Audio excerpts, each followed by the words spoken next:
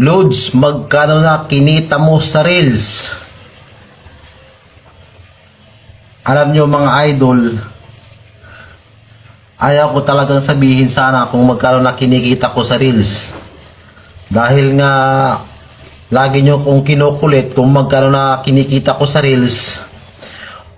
Well mga idol, 4 na beses na ako kumita sa Reels.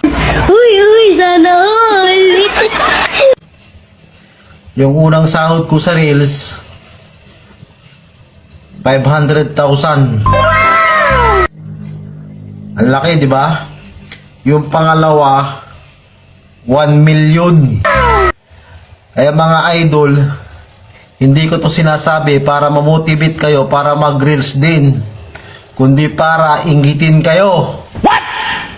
Papa, igisa mo na lang yung sardinas, sabi ni Mama.